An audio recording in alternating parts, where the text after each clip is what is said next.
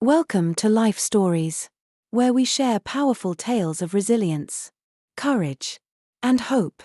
Today's story is about Emma, a woman who faced the ultimate betrayal from someone she loved and trusted.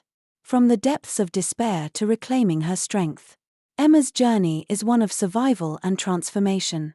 Her story teaches us about the unbreakable human spirit and the power of turning pain into purpose. If you're ready to be inspired and moved, join us as we dive into Emma's incredible journey. Don't forget to subscribe to our channel to start today's story. My name is Emma, and I'm here to share the story of how my life changed forever on my first wedding anniversary. At that time, I lived with my husband, Brian, in a small apartment in Brooklyn, New York. From the outside, we appeared to be the perfect couple, young, ambitious, and deeply in love. Our friends envied us, and even strangers commented on how well we complemented each other. But behind the smiles and the facade, our reality was far more complicated. Brian and I met 2 years earlier at an art gallery opening where I worked. He had walked in with an air of confidence that immediately drew attention. His warm smile and easy charm disarmed me. That night, we talked for hours, surrounded by vibrant paintings and soft music. I remember thinking how rare it was to meet someone who seemed to understand me so effortlessly. He asked questions about my favorite artists, my dreams, and my fears as though he genuinely cared. By the end of the evening, I was captivated. The first few months with Brian were like a dream. He was attentive, thoughtful, and endlessly romantic. He brought me flowers for no reason, whisked me away for spontaneous picnics in Central Park, and listened to my ramblings about work with rapt attention. I felt seen, cherished, and, above all, safe. For a while, it was easy to believe that our love story was as perfect as the movies made it out to be. But little by little, cracks began to show. At first, they were small, barely noticeable moments that I brushed aside. He would occasionally make cutting remarks disguised as jokes or roll his eyes at things I said. "Don't be so sensitive," he'd tell me when I called him out. I convinced myself it wasn't a big deal. Everyone has flaws, I reasoned. No relationship is perfect. Over time, those small moments grew sharper, more frequent. Brian became unpredictable, his moods swinging without warning. One moment, he was the affectionate man I fell in love with. The next, he was cold, dismissive, even cruel. I started to feel like I was walking on eggshells, constantly second-guessing myself to avoid upsetting him. I told no one. The shame of admitting that my perfect marriage wasn't so perfect was too much to bear. Still, I held on to hope. I told myself that this was just a rough patch, that we could work through it. When Brian suggested a special getaway to celebrate our first anniversary, I felt a flicker of optimism. He wanted to take me to Crystal Falls in Montana, the place where we'd shared one of our most magical dates early in our relationship. I took it as a sign that he wanted to rekindle what we had lost. Maybe this was the fresh start we both needed. The day of our trip dawned early. Brian seemed restless as we packed the car, his energy taut and uneasy. I tried to make light conversation during the drive, but he was distant, his answers curt. He avoided eye contact, instead focusing intently on the road. When the silence grew unbearable, he turned up the volume on the radio, shutting down any attempts at connection. My heart sank, but I told myself to be patient. Perhaps he was just nervous about the weekend ahead. As the miles rolled by, I found myself lost in thought. I remembered the early days of our relationship, the way he used to make me feel like the most important person in the world. I thought of the nights we spent talking until dawn, of the laughter and the promises we shared.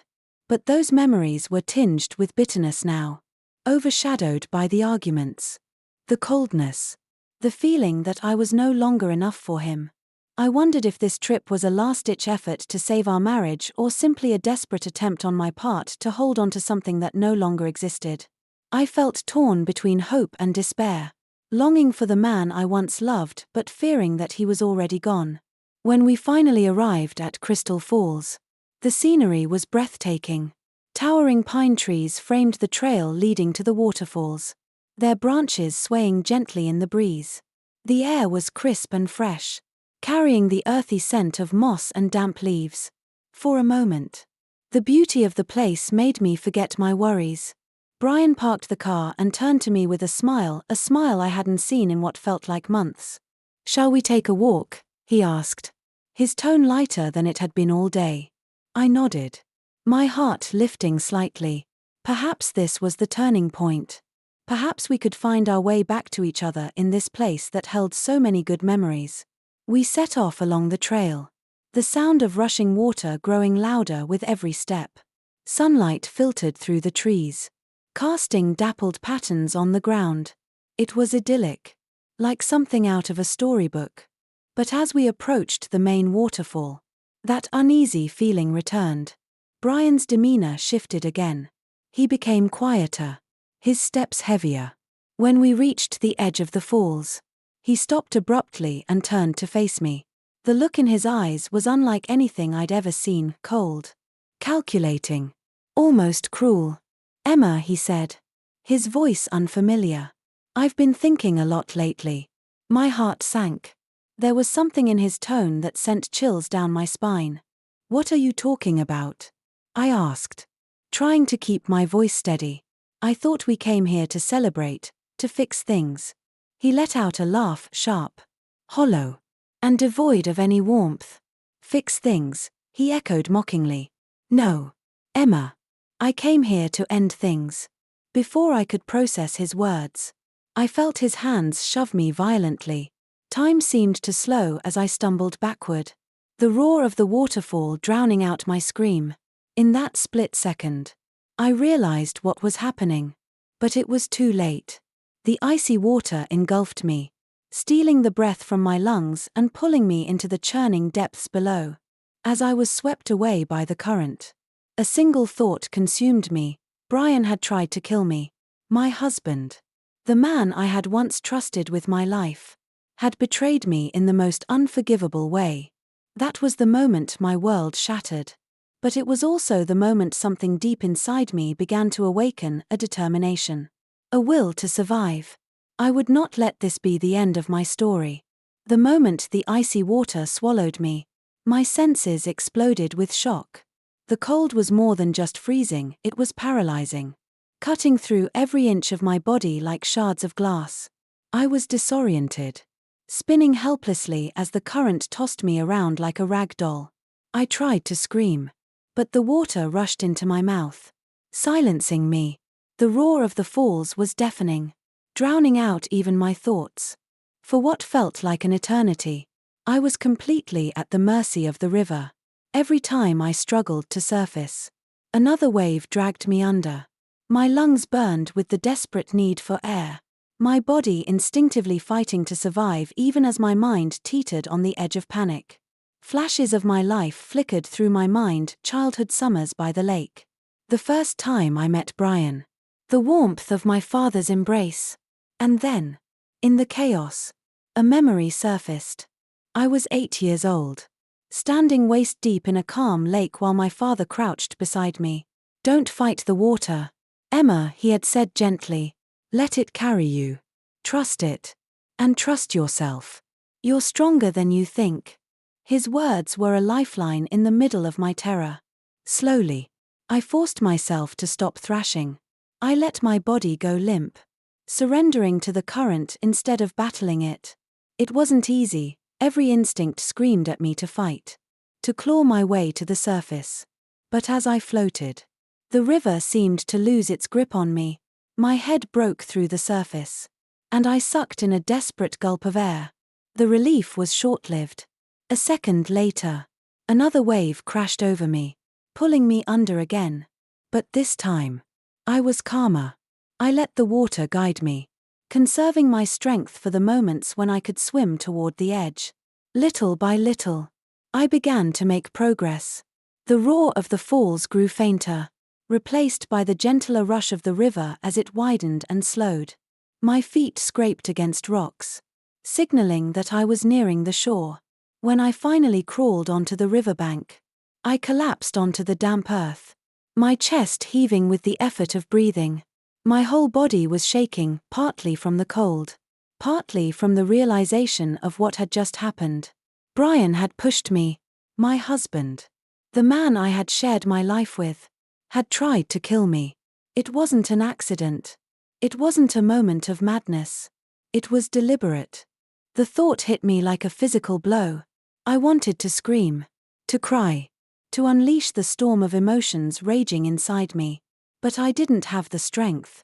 Instead, I lay there, staring up at the canopy of trees above me, water dripping from my hair and clothes. My body ached, every movement a reminder of how close I had come to death. But the physical pain was nothing compared to the betrayal that seared through my chest like fire. How had it come to this? How had the man who once whispered promises of love and forever turned into someone who could look me in the eyes and try to end my life? I replayed the moment over and over in my mind, his cold expression. The way he had laughed when I asked if we were there to fix things. Finally free, he had screamed as I fell. The memory made me shudder. Lying there on the riverbank, I realized I couldn't stay. Brian might come looking for me, wanting to confirm that his plan had worked. If he found me alive, I had no doubt he would try again. I had to move, to find help. But every part of me protested the idea of getting up. My limbs felt heavy, my muscles weak, and my mind was clouded with exhaustion and fear. Still, I knew I didn't have a choice. If I stayed, I wouldn't survive the next attempt. I forced myself onto my hands and knees, wincing at the pain that shot through me. My soaked clothes clung to my body, heavy and cold, and my shoes squelched with every step as I began to follow the riverbank. The forest around me was dense, the ground uneven, but I kept moving. Each step was agony, but each step was also a victory. I was alive, and as long as I kept moving, I could stay that way. After what felt like hours, I heard the faint hum of a car engine in the distance. The sound gave me a surge of hope. I stumbled toward it, my legs trembling beneath me. Eventually, I saw a narrow road through the trees. A small car appeared around the bend, and I waved wildly, praying the driver would stop. To my relief, the car slowed and pulled over. A middle-aged man stepped out, his face etched with concern. Are you all right? What happened? He asked, his voice warm and steady. I fell. I stammered, my voice weak and shaky. By the waterfall. Please. I need help. The man, who introduced himself as Jack, didn't hesitate. He helped me into the car, wrapping me in a blanket he had in the back seat. The warmth was a welcome relief, but my mind was racing. I couldn't tell him everything, not yet. Brian was still out there, and the thought of him knowing I had survived sent a chill down my spine. I needed to think, to plan. But first, I needed to get away. As Jack drove, I leaned back in the seat, my body still trembling. The weight of what had just happened began to settle on me. Brian thought he had killed me.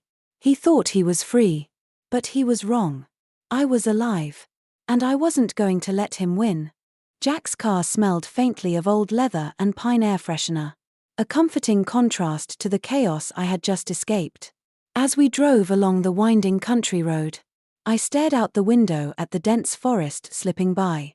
My body ached, and my thoughts felt just as bruised. Brian's face haunted me, his cold eyes, his cruel laugh as I fell. A storm of emotions churned inside me, betrayal, sadness, and anger so sharp it almost took my breath away. Jack glanced at me, his concern evident. Are you sure you don't want to go to a hospital? You look like you've been through hell. No, I said quickly. Too quickly. My voice cracked, betraying my fear. I need to contact my family. I'll be okay.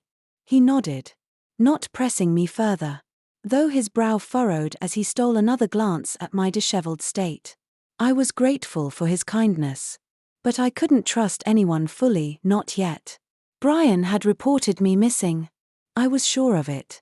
The thought of him playing the role of the worried husband, calling the authorities, and spinning his web of lies made my stomach turn. Jack dropped me off in a small Montana town. A quiet place with a handful of shops lining a dusty main street. "There's a cafe just over there," he said, pointing to a quaint building with a striped awning. "They've got a phone you can use. Are you sure you'll be all right?" I forced a smile. "Thank you, Jack.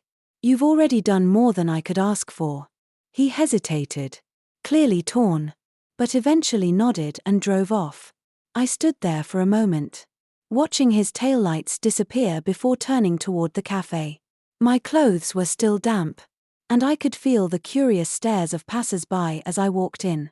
The warmth and smell of fresh coffee enveloped me, but I felt out of place, like a ghost drifting through a world that no longer felt real. The woman behind the counter greeted me with a polite smile, but her eyes scanned me with mild suspicion. "Can I help you, hun? I need to use your phone," I said, my voice low. It's an emergency." She gestured toward an old landline mounted on the wall near the kitchen.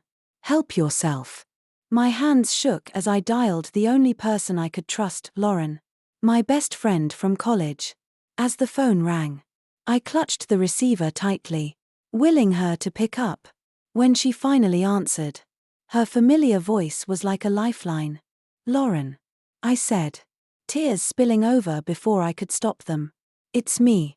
It's Emma." "Emma," she repeated, her voice laced with alarm. "Oh my God. What's wrong? Are you okay?" "No," I choked out. I need your help. Please. Don't ask questions right now. Just come get me. I'm in Pine Ridge, Montana." There was a pause on the line, and I could almost hear her mind racing. "Okay," she said finally, her voice steady.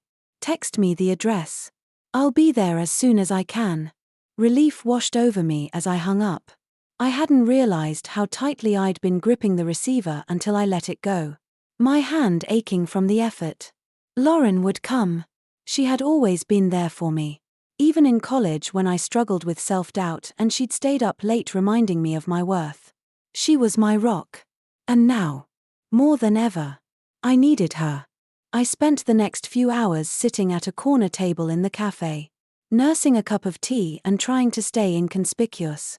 My reflection in the window startled me: wild hair, dark circles under my eyes, and clothes that clung to me like a second skin. I barely recognized myself. The Emma who had walked confidently down Brooklyn streets in crisp outfits seemed like a distant memory.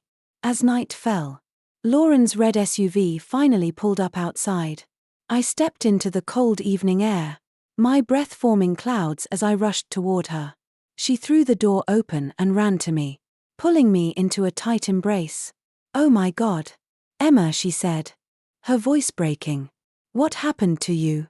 I tried to speak, but the words caught in my throat. Instead, I clung to her, letting the warmth of her presence ease some of the tension that had been gripping me since the moment Brian pushed me.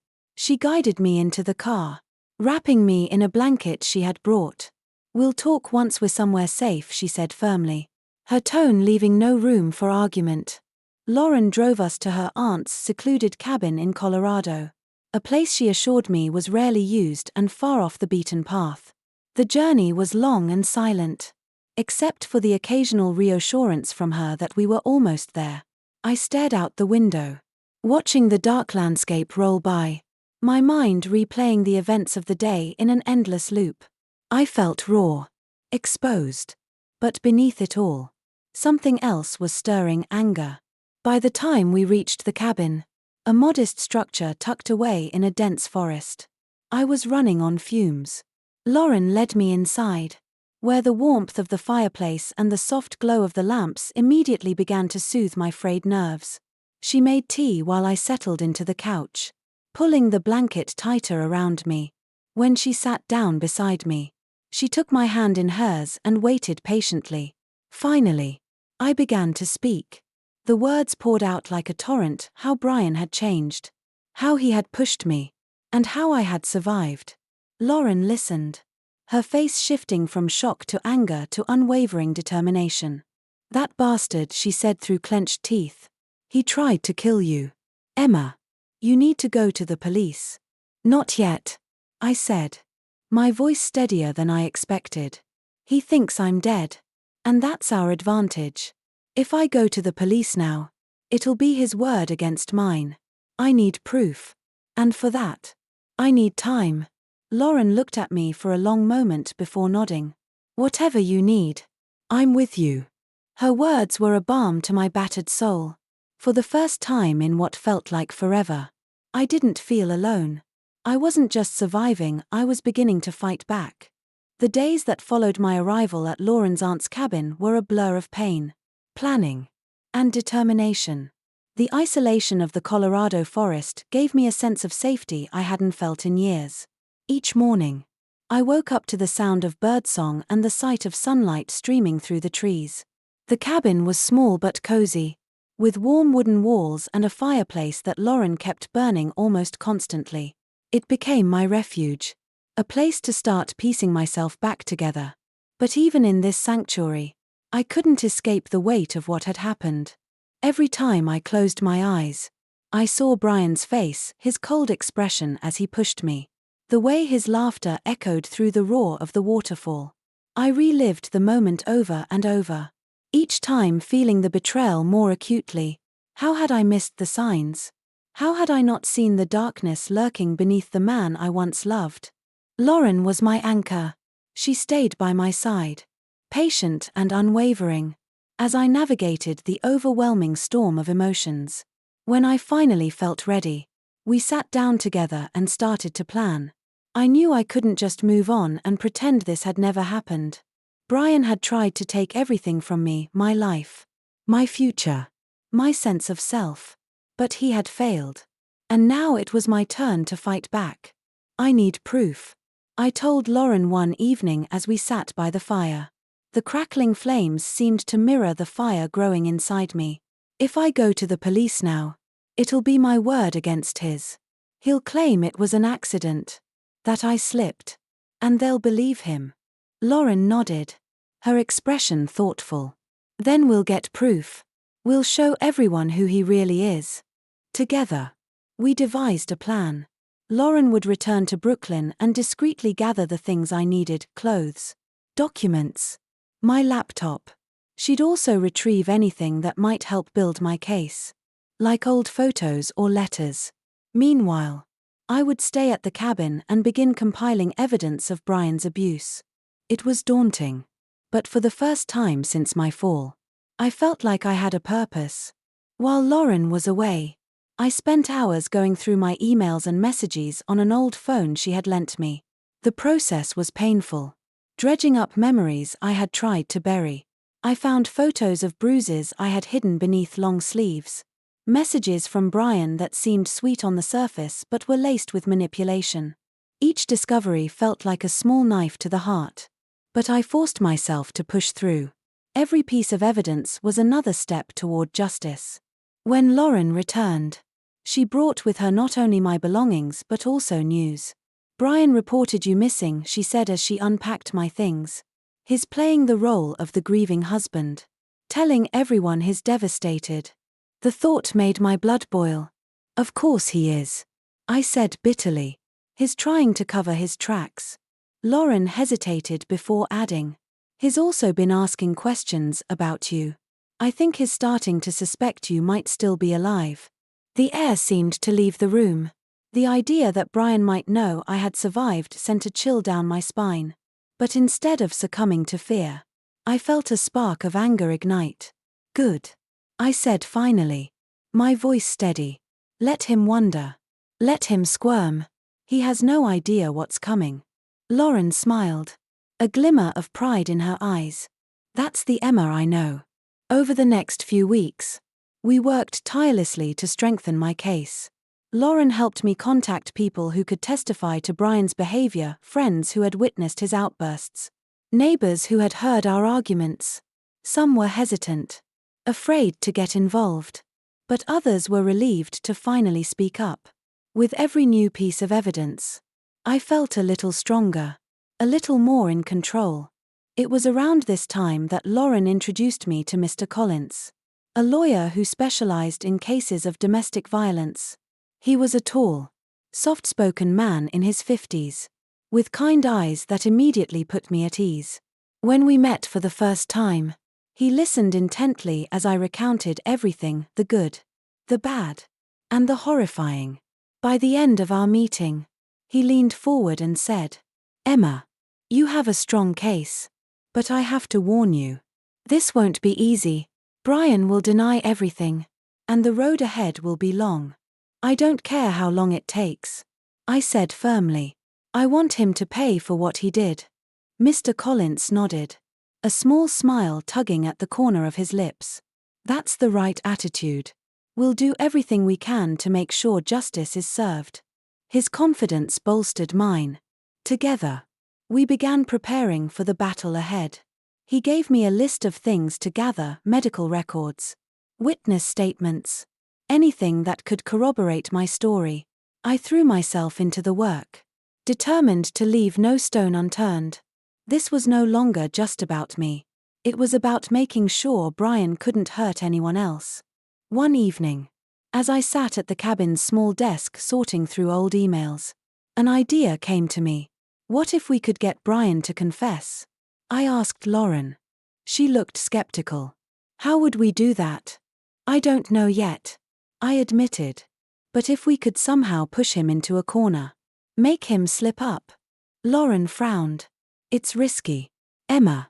If he finds out you're alive before we're ready." "I know," I said, cutting her off. "But think about it. A confession would change everything." After a long discussion, we decided to run the idea by Mr. Collins. He was hesitant at first, warning us of the potential dangers. But eventually, he agreed. "If we're careful," he said, "it could work. But we'll need to plan this meticulously." The thought of facing Brian again terrified me, but it also fueled my resolve. He thought he had silenced me, that he had erased me from existence. But he was wrong. I wasn't just surviving, I was fighting. And I was determined to win. The weeks leading up to the trial were some of the longest and most grueling of my life. Each day brought a new challenge, a new piece of evidence to collect, a new fear to confront. The cabin in Colorado became both my haven and my battleground. It was here, surrounded by the quiet strength of the forest, that I prepared to face the man who had tried to destroy me. Lauren stayed by my side every step of the way. She kept me grounded when the weight of everything threatened to overwhelm me. At night, we would sit by the fire, reviewing witness statements and building the timeline of events. Her unwavering support reminded me of who I was before Brian's control had eroded my confidence. With her encouragement and Mr. Collins's guidance, I began to believe that justice was within reach. One cold morning, Mr. Collins called with news that sent a jolt through my entire body. Brian had been served with a subpoena and summoned to court.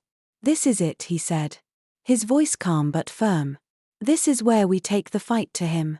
Hearing those words filled me with equal parts dread and determination. The thought of seeing Brian again, of standing in the same room as the man who had pushed me into the icy waters of Crystal Falls, was enough to make my hands shake. But this was what I had been working toward. I had to face him. I had to show him and the world that I was not broken. The trial began on a crisp Monday morning. The courthouse was a massive, imposing structure in downtown Denver, its gray stone walls steeped in history. As I walked up the steps, flanked by Lauren and Mr. Collins, I felt the eyes of strangers on me. Reporters gathered outside, their cameras flashing, their questions cutting through the chilly air. Emma, over here. How do you feel about facing your husband in court?"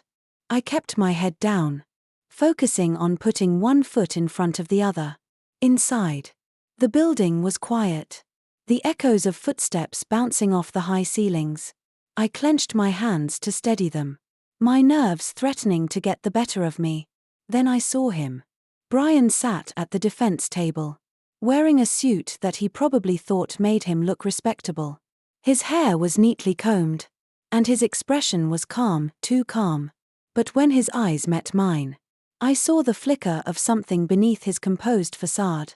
Surprise, fear, anger. I couldn't tell, but it was enough to remind me why I was here. The trial opened with the prosecution presenting their case. Mr. Collins outlined the events of that fateful day at Crystal Falls, painting a vivid picture of how Brian had carefully planned the trip to isolate me, how he had waited until we were alone at the waterfall before attempting to take my life. He spoke of the years of psychological abuse I had endured, of the way Brian's manipulations had slowly eroded my sense of self. Hearing my story laid out so plainly was both validating and painful. Each detail felt like a wound being reopened. But it was necessary. This wasn't just my battle anymore, it was about holding Brian accountable for his actions. When it was time for me to testify, my heart pounded so loudly I thought the entire courtroom could hear it. As I walked to the witness stand, I avoided looking at Brian. Instead, I focused on Lauren, who sat in the gallery with a reassuring smile. I took a deep breath and began. I told the court about the man Brian had been when we first met: charming, attentive, full of promises. I spoke of how he had slowly changed, how the affection had given way to criticism, then to cruelty. I described the fear that had become my constant companion, the feeling of walking on eggshells in my own home. And finally, I recounted the day he pushed me, the way his hands had felt on my shoulders, the coldness in his eyes. As I spoke, my voice grew stronger. I wasn't just telling my story, I was reclaiming it. Brian's lawyer tried to rattle me during cross-examination, suggesting that I had fabricated the events, that my injuries were the result of a tragic accident. But I held firm. I refused to let him twist the truth. The prosecution's case was bolstered by the evidence I had spent months gathering. There were photos of the bruises Brian had left on my body, messages that revealed his manipulative behavior, and testimonies from friends and neighbors who had witnessed his outbursts. The recording of Brian's attempt to bribe a fake witness was the final nail in the coffin. His voice, dripping with arrogance, echoed through the courtroom as the jury listened intently. When it came time for Brian to take the stand, I felt a strange sense of detachment. He painted himself as a loving husband, devastated by my disappearance. He claimed that he had been searching for me tirelessly, that he couldn't understand why I was accusing him of such a heinous act. But the cracks in his story were glaring.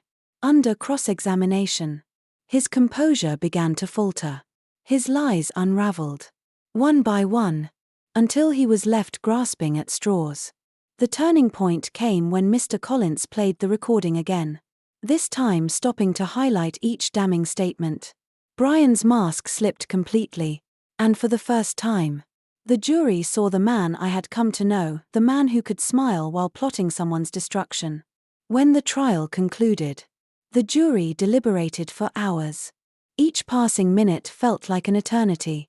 Lauren stayed by my side, her hand clasping mine tightly. "Whatever happens," she said softly, "you've already won. Emma, you've shown the world the truth." Finally, the jury returned.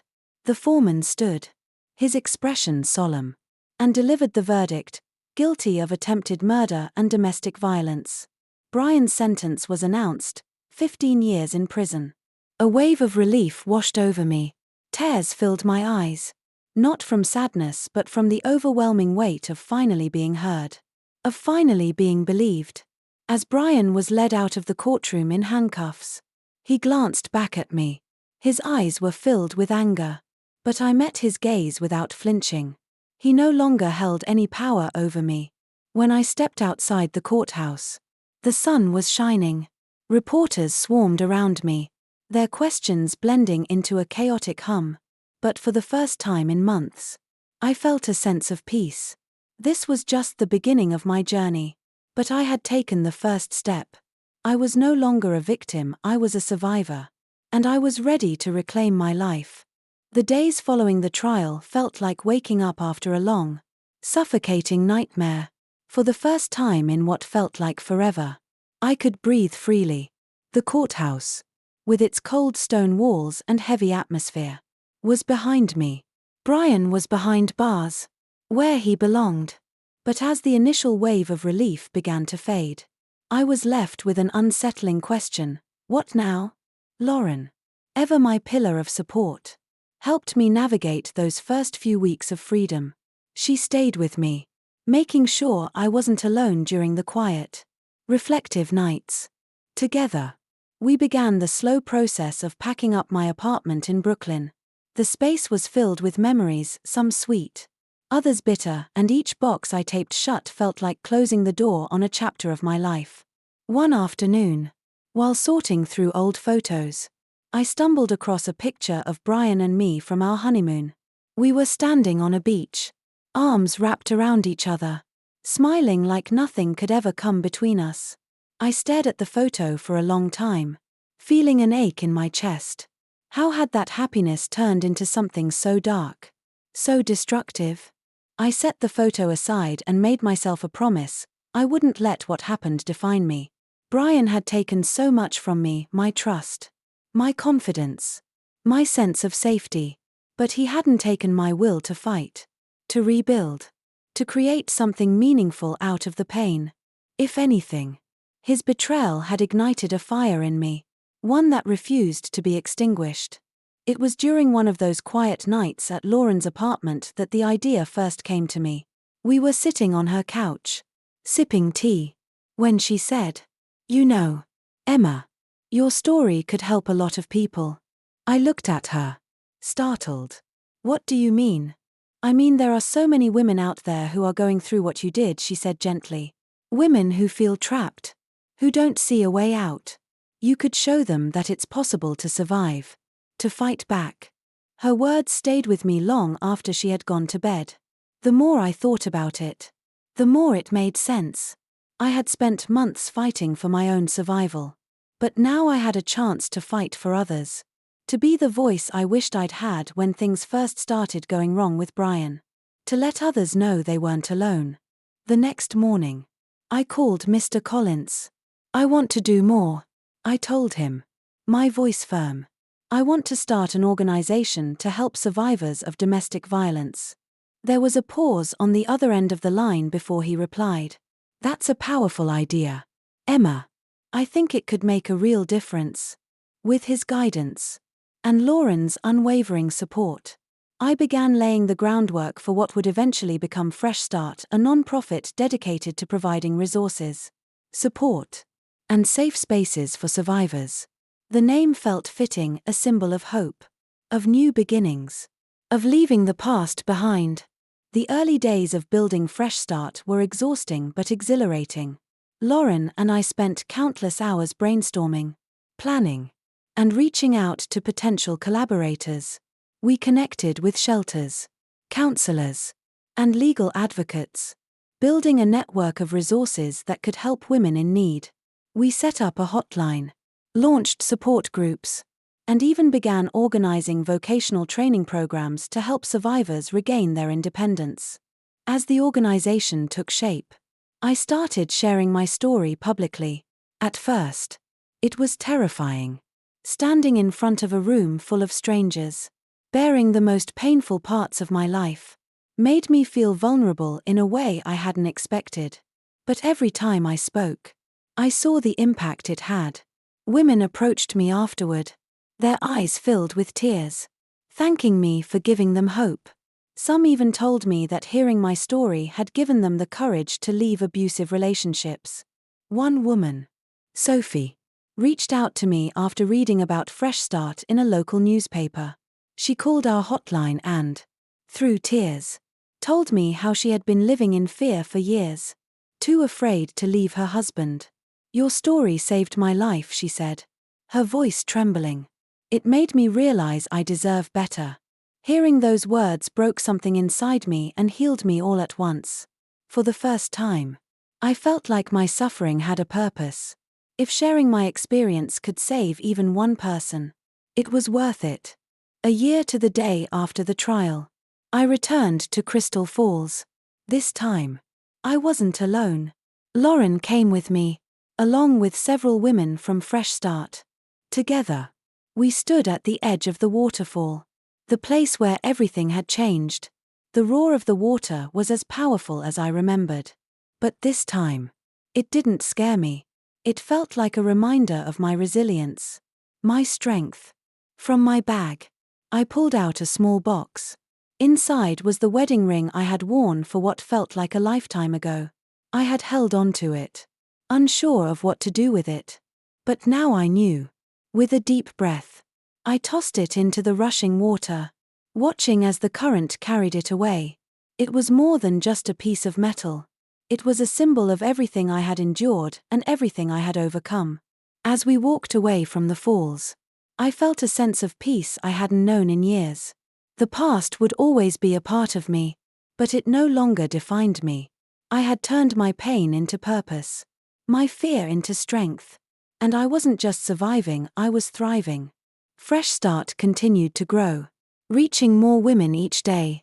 The work was hard, but it was also deeply fulfilling.